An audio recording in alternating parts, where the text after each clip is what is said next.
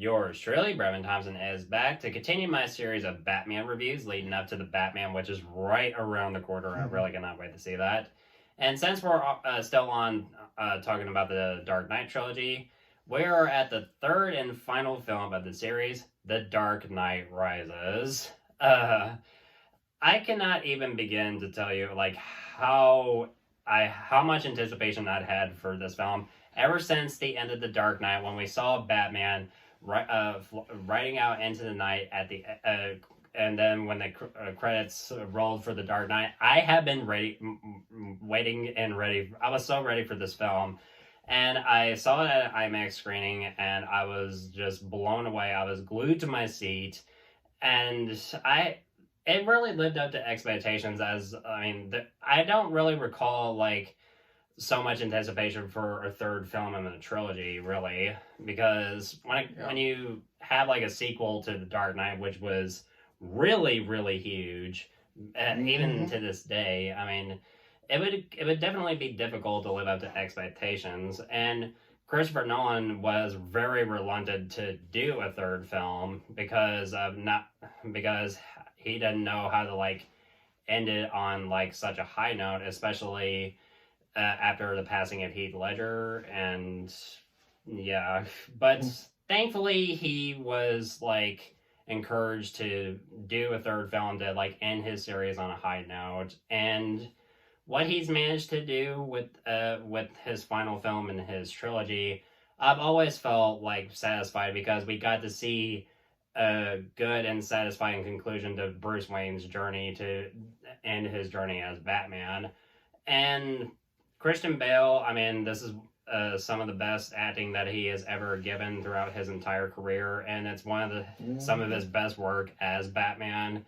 And it really just made me tear up. It always made me sad to hear him say like this was his last one, that he wasn't going to do it anymore, because he's perfect as this character. I've always loved Christian Bale's performance as Batman, and it's kind of really hard for me to like see anybody else just like live up to like what he's given us in this trilogy. But still, I mean, I love me some Michael Keaton from the 80s and the 90s. Bits of Val Kilmer, George Clooney was terrible, but it wasn't entirely his fault.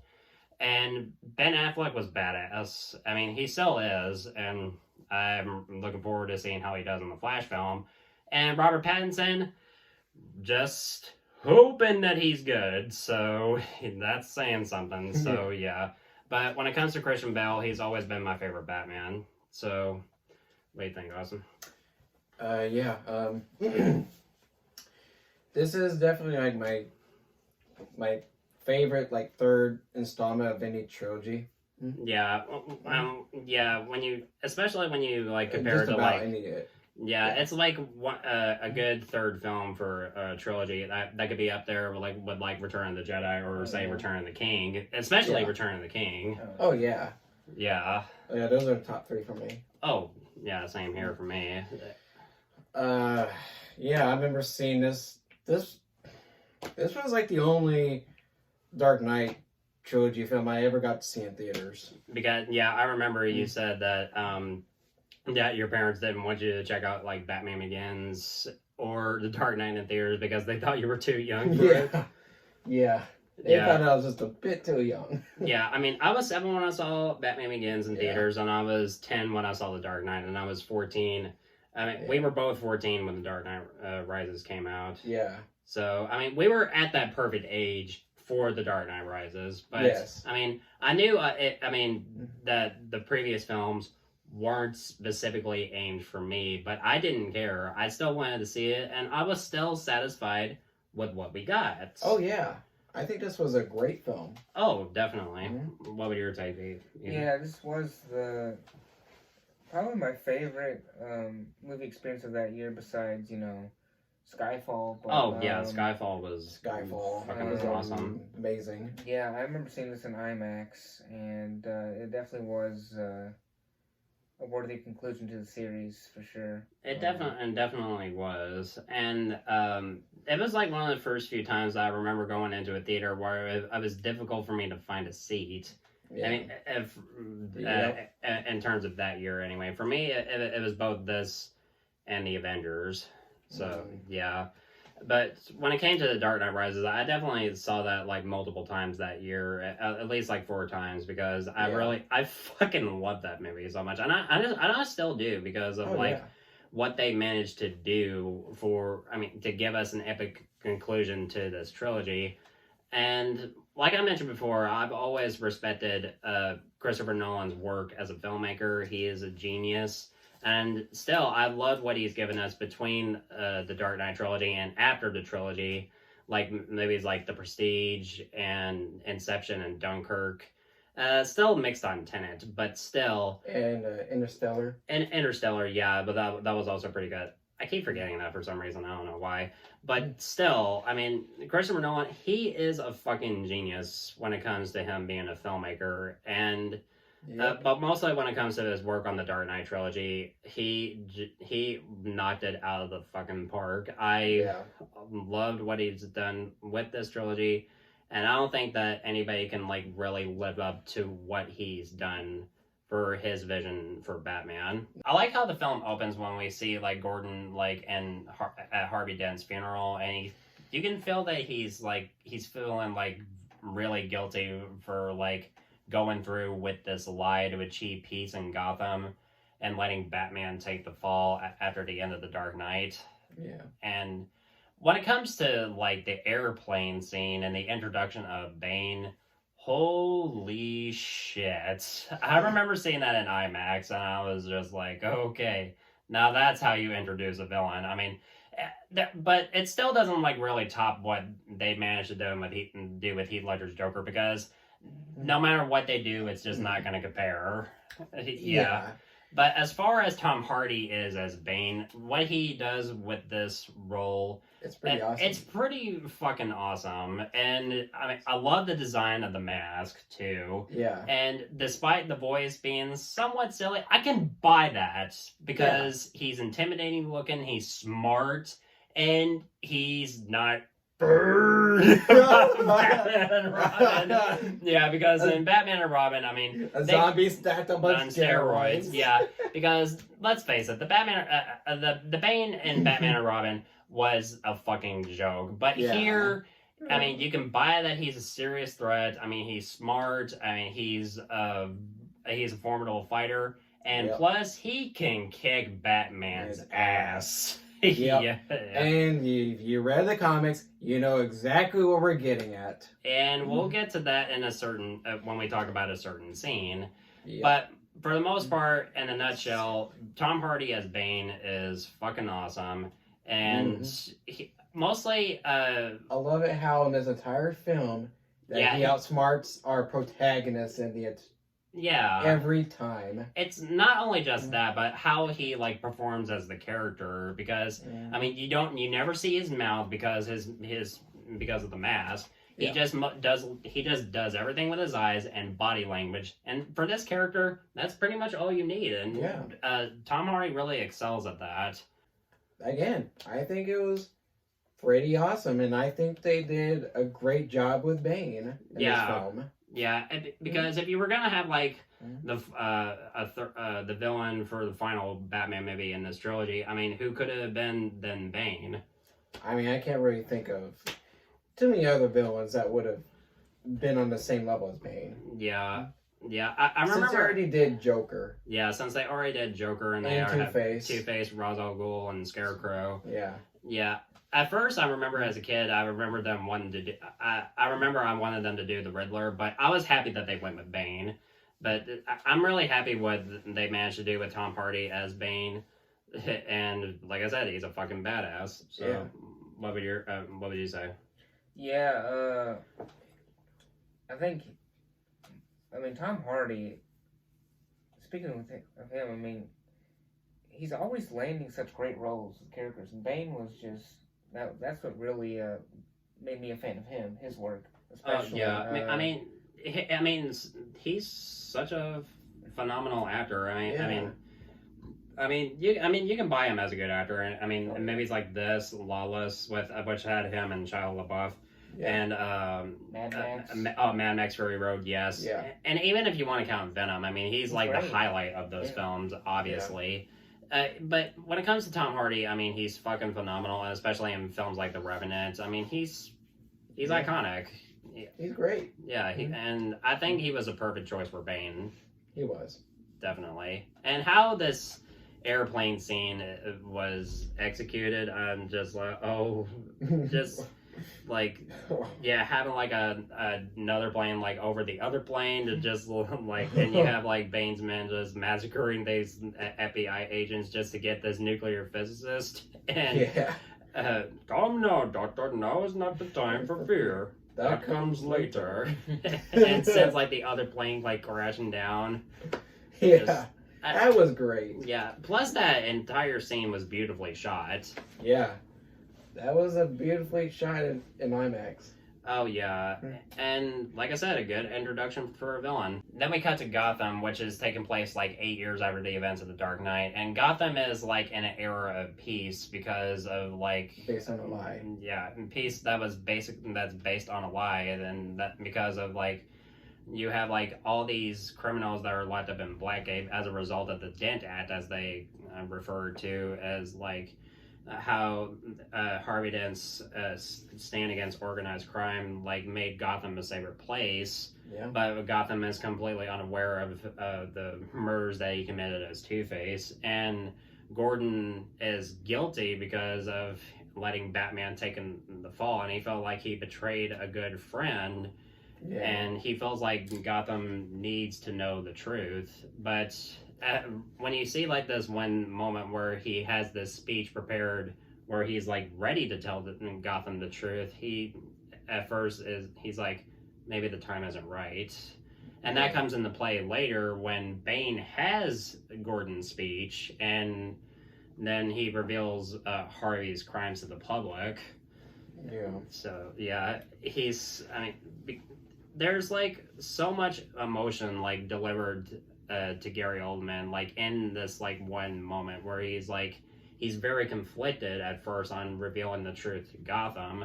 He's like, should I do it? Should I not do it? But then he decides against it. But still, you feel like he feels guilty for still letting Batman taking the blame. Yeah. Yep.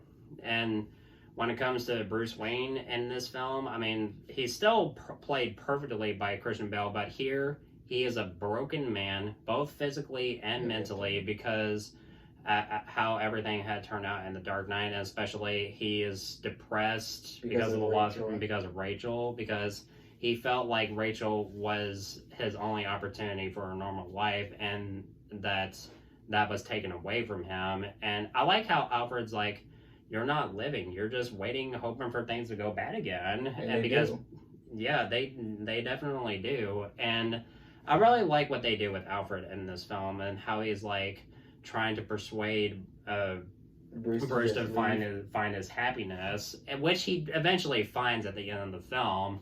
But I like how he like explains that his fantasy where he would go to Florence and he would like look across the tables in this restaurant and he would see him with a wife and a couple kids, that he wouldn't say anything to him, nor Bruce would say anything to him, but they would both know that he made it and that he was happy. Yeah. And just that is a beautiful fantasy. Oh yeah, both Bale and Caine deliver so much fucking emotion into that scene when they're in the Batcave together. Yeah. It's just it's beautifully written. Bruce and Alfred's chemistry in this film, it was beautifully executed. It definitely is, because especially in that one scene on the staircase. Yeah. That was just, that really hit you. It definitely does. Because Throughout the entire trilogy, I really bought their relationship because after the death of his parents, Bruce kind of looked at Alfred as the closest thing to a father that he's ever had. Yeah, that's beautiful. It definitely is. What do you think, Ethan? Yeah, this character dynamic between the two, I think you could argue it was at its strongest point in this film because in this film, Alfred really got to show his passion and emotion, and show Bruce that there's another way. There's another way out of this. Out of his depression, or his quote unquote destiny to be Batman. It's not. It's too much to bear.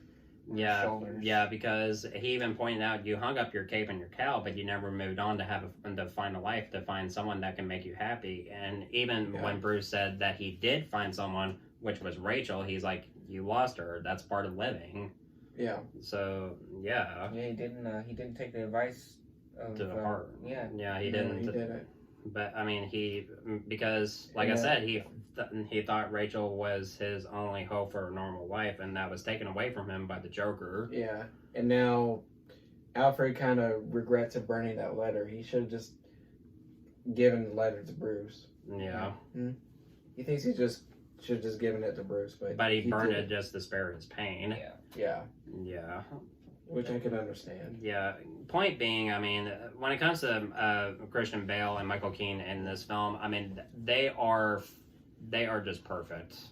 When it comes to Anne Hathaway as Selena Kyle / Catwoman, she does pretty good in this film, and I really like how they make her character kind of similar to how she's handled in the comics, her being a cat burglar and for the first time ever in film. Yeah. They actually get her character right. Yeah, and she's played more of an anti-hero in this film. Yeah. And that's kind of what I like. Don't get me wrong, I fucking love Michelle Pfeiffer in Batman Returns. Yeah. But as for who I would go on, when it comes to Michelle Pfeiffer or Anne Hathaway, it's kind of hard for me to decide, really, because I mean, they're both great equally, honestly. Yeah. So yeah. Anne Hathaway's pretty hot in this movie. Okay, I won't lie that she is hot. she is pretty hot, and she makes a good love interest for Bruce, and I do like that she helps him out in the third act. And although I mean that was kind of a heel turn when she leads Batman into a trap when he has his first fight with Bane. But man, this fight. Yeah, and when it comes to the scene where she secretly snatches Bruce Wayne's mother's pearls, and she just she decides to take them, and she just knocks Bruce down. Yeah, he's just knocks his cane away. Yeah, she's like, you wouldn't hurt a woman more than I would ever hurt a cripple. Of course, some exceptions had to be made. Just I mean, though there are moments where she can kind of be a bitch, but you still love her nonetheless. Yep. What would your take be? Oh yeah, I think she was really good in this film. I do think so too. I remember when I first saw this. I mean, my major complaint with her was that she didn't have the whip, but she doesn't really need one because I mean, she's perfect the way she is, really. Yeah. Whip or not, I think it was really good. Plus, she's a badass. Yeah. What would your take be? Yeah, I think she added a lot of variety to the cast. Yeah, she did. We're used to seeing a lot of Gordon and Alfred and Bruce, but now we get a female character, an interesting female character, part of the cast. So I think that was a good move. Yeah, she was an interesting character in this movie. Yeah, she definitely was, and she was a good addition. Yeah. So when Gordon discovers the existence of Bane and what possible threat that he can present to Gotham, that's when he knows that he needs Batman to come out of retirement. And when it comes to John Blake, who's played by Joseph Gordon-Levitt, we're first introduced to him as this beat cop who, after some investigating, kind of figures out that Bruce Wayne is Batman, and he straight up goes to Wayne Manor. He's like, we need Batman, and that kind of convinces Bruce that he kind of like needs to like come out of retirement.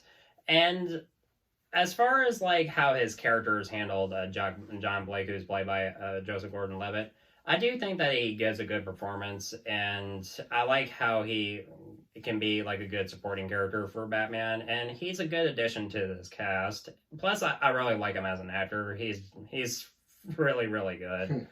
What do you say? Yeah, I think he was really good. Yeah, because I mean, I like that they introduce him as like one of the few good cops in Gotham, right next to Gordon. Yeah, Yeah, I do love that. Yeah, he's trying to do good, and how he like after some investigating is one of the few that like finds out that Bruce is Batman. Yeah. Yeah, and despite him like being public enemy number one, he still thinks that Bruce is not guilty. Yeah. Yep. And that's another thing that I do like love about that, because I mean, despite him knowing that he's Batman, he believes that he's not guilty. Yeah, and he does figure out like Bane's plan and trapping all the police underground. Yeah, he eventually finds that out later. Yeah. What do you think? Yeah, I like the way he was introduced, especially his conversation with Bruce, trying to bring him back. He really identified with Bruce because they're both orphans, Yeah. and they both went through the same struggle, and he kind of pointed out he saw, the same expression on Bruce's face as his because he practiced. Yeah, so that was a nice he's touch like, there. you gotta learn to hide anger, practice smiling in the mirror. It's kind of like putting on a mask. Yeah. Yeah. Yeah, I do like that delivery delivered by Joseph Gordon-Levitt. He's perfect, really. I do like the moment when Bruce reunites with Fox and shows him the bat, and I do like the callback to yes, Mr. Wayne, it does come in black. that was really good. Yes. And when we see Bruce in the Batcave, like putting like his leg brace on, and he's about to put on the suit again, that's when like Alfred's like starting to feel like really concerned for Bruce. Like he's not like really ready for this. He feels like him like going after Bane. It's especially like him basically being out of shape. Him going to fight Bane, who is in his prime, is basically suicide. It is. Yeah, and he's not like really prepared. And after 46 minutes, that's when we finally see Batman on screen for the first time in this film. And it's really satisfying, especially when you have like Hans Zimmer's music and everything. I'm just like, oh my god, that is just so satisfying. I remember I was just like, oh my god, he's finally back. Yes. It's just like, It really took. you were just in awe. I'm just like, oh god, that was just fucking awesome. Yes. And of course, we get molasses. I was just like, oh my god, that was a good callback to Batman Begins, and especially when you have like all the cops like chasing after Batman. And it's just, and you mentioned that it's like Batman getting like the 5-star status on GTA. It basically is. Yeah. It basically is. And Batman Begins, it's like he has like a 3-star. But for The Dark Knight Rises, it's just It's a 5-star because you have like every cop in the city just going after Batman because they still believe that he murdered Harvey Dent and all those people that he killed. Yeah. And it's just, yeah. Like you just see him surrounded by tons. I mean, just tons of cops. Yeah, and this entire chase scene is beautifully shot in IMAX and just like, oh my god, that was... it was a good callback to Batman Begins, obviously. When it comes to emotional moments in the film, that really just hit you there, it's definitely the stairwell scene with Bruce and Alfred and Wayne Manor after Bruce comes back after his first time as Batman in years. That's when Alfred's like really concerned that he's like not ready to go up against Bane, and like I said, if he goes up against Bane, it's basically suicide, and that's how Alfred feels. And he's like, "I've sewn you up, I set your bones, but I'm not gonna bury you," because he's like, he cares for Bruce as if he's his own son. Yeah. And he's planning on leaving him because he feels like that's the only way that he has to make Bruce understands that he has to like find another way. Yeah. And he finally admits that Rachel planned to move on to marry Harvey, and to spare his pain that he burned that letter from the Dark Knight. Yeah, it's really emotional. Yeah, and that scene brought a fucking tear to my eye. Every time. Yeah. And you mentioned that, I mean, when you saw that, I mean, that, like, really hit you there. It did. Yeah, definitely. That conversation hits me there. It definitely does. The line delivery by both Christian Bale and Michael Caine is just, they really hit the high note there. It's just, it just, like, really just gets you there. Yeah. Ethan? Yeah, it really hits the heartstrings, makes the heartstrings. It definitely does. It Yeah. definitely does. Now, when it comes to the first fight between Batman and Bane, it is brutal. I mean, but first, before we even got to that scene, I mean, we first like have Batman meet up with Catwoman, trying to lead him trying to get her to lead him to Bane. But of course, it's a trap! Now, when it comes to this fight scene between Batman and Bane, it's beautifully filmed. You can feel like every punch, every kick delivered by these two characters, and the sound mixing is amazing. Yeah, the sound mixing is incredible, and choreography. It's definitely well choreographed. And this is definitely the Batman and Bane fight I would have wanted to have. Oh yeah, especially compared to how it was handled in Batman and Robin. Because laughable. It's laughable and it was lame. Yeah. Very forgettable. But here, it's well choreographed, well filmed. Plus, Batman gets his ass kicked in this scene. He gets brutalized, and this was Alfred's fear. Yeah, it was definitely Alfred's fear, and not only that, but he gets his fucking back broken. And most iconic pages in comic book history. It felt like it was just ripped right out of Nightfall. Yes. Oh, Nightfall, that's a great story. Yeah, and if that wasn't enough, they set their base right underneath Wayne Tower. Right underneath Wayne Tower, where Batman keeps all of his gear and everything. Yeah. Holy shit. Oh shit. Yeah. I did not see that coming. Yeah, I did not see that coming either. I was like, oh shit. And especially right when Bane delivered the final blow, I was like, oh shit. Yeah, I was just like, yeah. Especially when he cracks his mask. Yeah, he cracked his mask. I mean, Bane basically made Batman his bitch. Yeah, basically. Yeah. Yeah. What do you say, Ethan? Yeah, I mean, throughout the film, we already knew Bruce was a broken man, but this broke his spirit. Yeah, even Bane's like, I was wondering what would break first, your spirit or your body. Well, in reality, his body was already broken. So. Yeah, I mean, because, he had a bum knee. Yeah, so in a way, he broke his spirit. And later in the film, we'll get to, the prison scene, but... Oh, yeah. Yeah. But still... To that, but Batman just got his ass handed to him in the scene. So Bane takes Bruce to this pit-like prison that's, like, centuries old, and it's out like in the Middle East or something. I think that's what they mentioned. Yeah. And he leaves him there broken and just leaves him there to die, and wants him to watch Gotham fall apart. Yep. And just that alone, I mean, he even when Bruce asks him, "Why don't you just kill me?" He's like, "Your punishment must be more severe. You don't fear death. You welcome it." Yeah. Yeah. And how, like, Bane, like, executes his plan, he goes to the extreme. He's not just, like, he's not holding any punches. No. He blows up an entire fucking football stadium. Yes. Just, like, and he blows up, like, a few chunks of the city and traps most of the police force, like, underground. Yeah. He's like, this had to, like, taken, like, months or even, like, years of preparation. Just, it like, must have. Yeah. You, like, mentioned, like, you like certain villains that are kind of, like, one step ahead of the good guys. Yeah, I usually like that. Those are the villains that's just so memorable. Yeah, because he's kind of like, I know your tactics, you're not going to do that. I'm sorry. It's like the villains in this film are always like one step ahead of the good guys. He's like basically like putting them in no-win situations. Yep.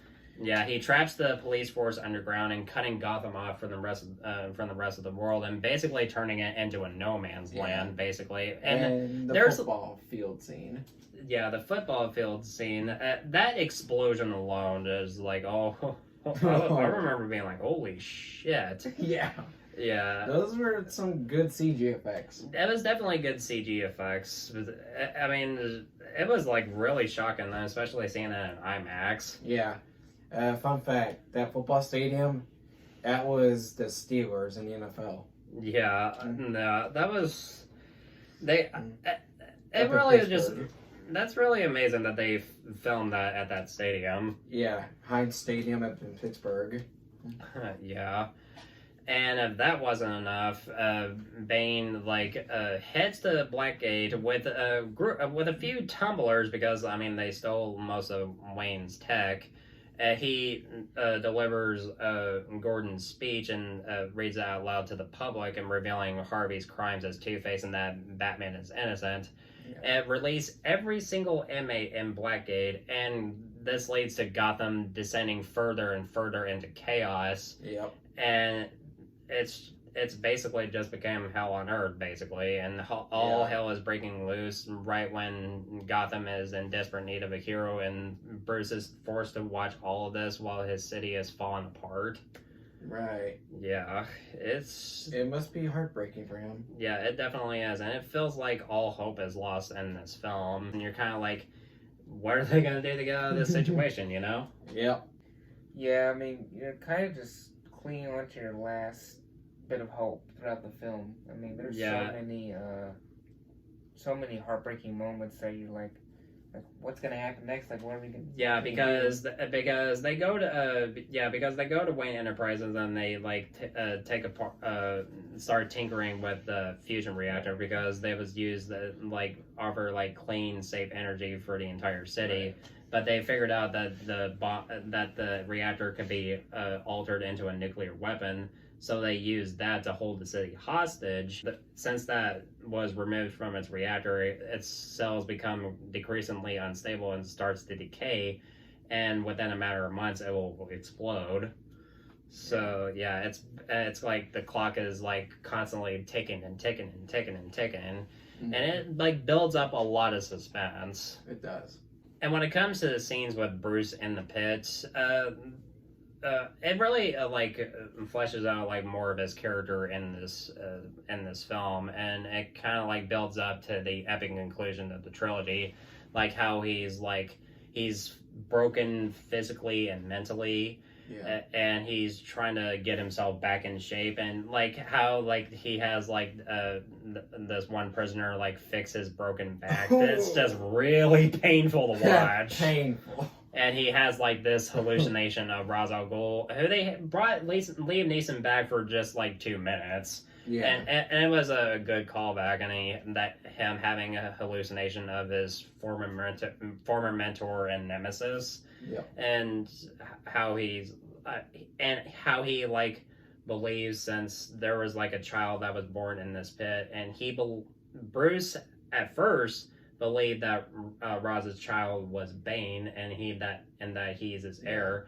Which, by the way, we'll find out who the true child of Ra's al Ghul is later in the film, because plot twist. If you read the comics, you know who it is. Well, of course, because read the comic book, all right? Yeah.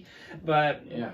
When we see Bruce trying to climb out of the pit repeatedly and constantly failing, and when it comes to the moment when he finally climbs out of the pit without the rope, and he just keeps climbing up the wall, and you hear the chanting, and you hear Hans Zimmer score, and you have the bats just flying around. I mean, he's trying to me so many chills and goosebumps. Yeah, because not only is he trying to make the climb, he's trying to conquer his fears again, and trying to figure out and trying to in a way become Batman again, because he was clearly wasn't ready the first time he put the cowl back on. But here, I mean, since he has to like get back in shape in order to save Gotham, he has to like face his fears again. And when he makes that jump and he makes the climb, that was so satisfying. Mhm. I got goosebumps. I was on the edge of my seat. Seeing that in an IMAX screening, I was just like, oh my god, I fucking love that moment. Yes. What do you say? Yeah, that was definitely a defining moment for Bruce's character because he was broken mentally, physically, and spiritually in that prison. So this helped him get over the hump and get back to Gotham, which Yeah, there was kind of a plot hole about a lot of people. Like how the hell did he get back to Gotham? They kind of like mentioned like a contact that he had in the Dark Knight where he where someone can fly him around in a plane like anywhere in the world. I would say like if they kind of like mentioned that, then I think that fans wouldn't have been like, how the fuck did he get back? Yeah, well, well, you figure he's Bruce Wayne. He has something else. Yeah, he has resources and everything, but yeah, but he's no longer rich. Yeah, especially after like Bane like used his fingerprints at the stock exchange to like try to bankrupt him. Yep. Yeah, so yeah. You never know. Yeah. But still, the scene with Bruce climbing out of the pit, so satisfying. I forgot to mention Scarecrow with this line. Yeah. This is merely a sentencing hearing. Either death or exile. It was good to see Cillian Murphy again as Scarecrow, but only for like a few brief scenes because in the sequels he was just there, while in Batman Begins he was more the secondary villain, while Ra's al Ghul was the main villain in Batman Begins. But here, I mean, he's just acting as like a judge in like these kangaroo trials, and just like not the type of direction that I would go for a character like Scarecrow. But for here, since Gotham has descended into chaos, I think it kind of works. It really makes sense. Yeah, it definitely does. And him like sentencing like people to like either to their death or exile, which is basically like walking on ice. And if you like fall, funny. Well, yeah, if you like even like fall like into the like water that's such like goddamn freezing cold, You're even dead in seconds. Yeah.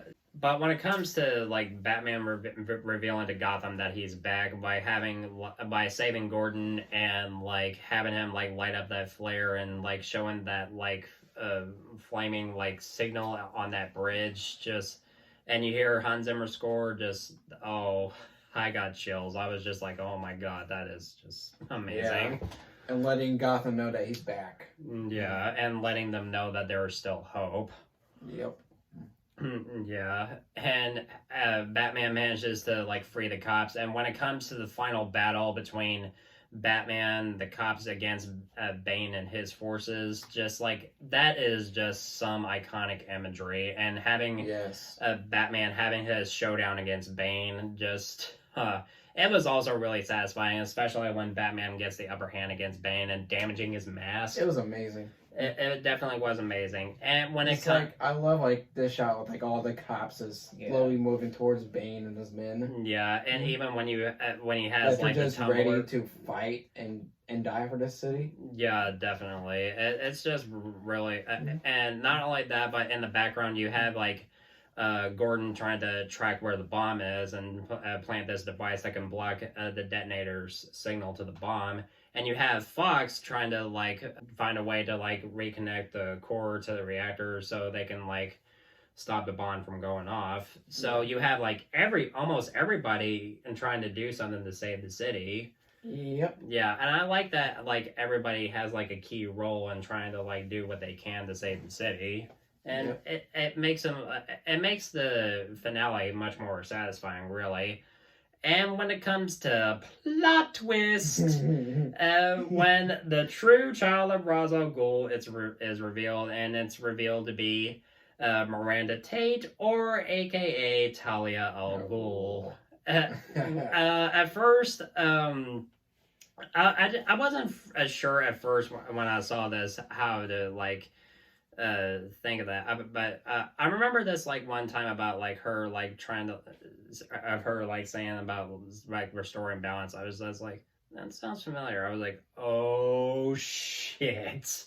I was just like, I wonder what they're building up to. I mean, they kind of like give her like hints of her character and some similarities. And the accent you can kind of tell too. Yeah, not only the accent, but her and her relationship with Bruce. Because I mean, she's one of her like she's one of like Batman's main love interests in the comics. Really, here in this film, I mean, she blames Batman for the death of her father. And is trying to complete Raz's mission to destroy Gotham. Yep. And yeah, I did not see that coming at first, but at first when I first saw it, but it was like that brief line that we heard from her in that charity ball when she's talking to Bruce. I was just like, could that lead up to something? I was like, oh shit, yes, that was kind of like the one moment, and. It was revealed that she was actually the child who escaped from that prison, and that Bane was her protector. Yeah. And that's because of like they both were in the League and they were trained by the League, but since Roz excommunicated Bane from the League of Shadows because he saw him as a reminder of the hell that he left his wife to die in. Yeah. So, yeah, it did make sense to me, really. Yeah, it made a lot of sense. Yeah. So right when Bane is about to kill Batman, Selena as Catwoman kills Bane by using one of the bat pod cannons. But actually, couldn't there like been like a bigger hole in his chest? I know PG-13 rating, but still, I mean, when you shoot him like a cannon like that, I mean, there should be like blood like everywhere. Yeah, but at first, when I saw him like take a gunshot like that, I mean, a hit like that, I'd be like, there's no fucking way that he even had like any trace of him like whatsoever. But but still, it was all right. Yeah, it was okay. Yeah, I feel like all three of these should have been like R rating. Yeah, especially the Dark Knight. Yeah, the Dark Knight especially. Yeah, but she like helps Batman to try to track down the bomb, and this entire scene is like really like nail biting. Like you have like Batman like trying to take down the other tumblers and trying to like take down Talia, who's like in the truck with the bomb. And when she reveals that she destroyed the reactor by flooding it and that there's no way to stop the bomb, that's when Batman like has like only one option left was to use the bat to hurl it over to the bay where it would safely explode and the city would be safe. And I really love this one moment right when he's about to go out to save the city from the bomb, when he looks to Gordon and said, a hero can be anybody, even a man doing something as simple and reassuring as putting a coat around a young boy's shoulders to let him know the world hadn't ended, which gives Gordon a flashback to that one scene in Batman Begins where he's comforting Bruce over the death of his parents, and that's when he realizes that Bruce Wayne is Batman. Yep. I really love that moment. And that was a great moment. Yeah. And when it comes to the moment with Batman and the bat, which is basically this film's version of the Batwing, with him like flying like out of the city with the bomb, and when the clock is like almost ticking to zero, and you hear that angelic theme that was done by Hans Zimmer, that I was just like, he is going to fucking die. It's just like. That would have had like real balls to like end it like that with him like giving up his life to save Gotham. Makes a lot of sense. So. Yeah, because I mean, given the direction that Nolan has taken for this trilogy, like give it a more grounded, more realistic approach, I was like, well, right now I think if it did. Even if it did like ended like that, I mean, hell, if you watch like Logan, you had that film end with like Wolverine dying, and I fucking love Logan. That was a fantastic movie. Yeah, and if you look at a film like Endgame, it ends with Iron Man like giving up his own life to defeat Thanos and saving the universe. But here in this film, I mean, it's made to look that Batman has died, and I like that in Batman's honor, they even made a fucking statue for him, which I thought was really awesome. Yeah. But after it's implied, like as at least like a few months have passed. I'm just gonna assume that. But Wayne Manor is now made an orphanage for children, which I do think was a nice touch. Yeah. You have like Blake, who's quit the police, who's led the police force, and finds the Batcave, which I thought was pretty interesting. And you had the bat signal repaired, and you find out that Fox found out that Bruce fixed the bat's autopilot, which gave hints that Bruce is still alive. You have Alfred in Florence, like, he finally has his fantasy fulfilled, where he sees Bruce with Selina in that restaurant, and he's finally happy. It's kind of like Batman died so Bruce Wayne can live. Yep. So, yeah. That was brilliant. It definitely was.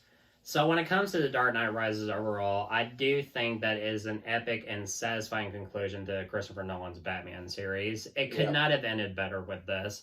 I've always respected Christopher Nolan's vision for Batman and what he's done for this film. I mean, everybody gives an excellent performance. Christian Bale, Michael Caine, Tom Hardy, Anne Hathaway, Morgan Freeman, Marion Cotillard, I hope I said her name right, Joseph Gordon-Levitt, oh my god, and Gary Oldman. They are fucking phenomenal. Nobody in this film gives a bland performance. The action is handled extremely well. It's shot beautifully. It has a beautiful score. Has some of the best conclusions that you can ever have for a trilogy. And in my eyes, The Dark Knight Rises is a great film and a great conclusion to a Batman story, and I'm gonna give it an A+. Hallelujah, hallelujah, hallelujah, hallelujah, hallelujah. What did y'all think of the film? Let me know in the comments below. And guys, this was really fun. I really enjoyed reviewing the Dark Knight trilogy with you. That was so much fun, and I want to give a big thank you to both of you. You guys were great. Yeah. And guys, thank you so much as always for watching. Looking forward to doing more videos really soon. And if you want my thoughts on old or new films, of course, you know where to find me.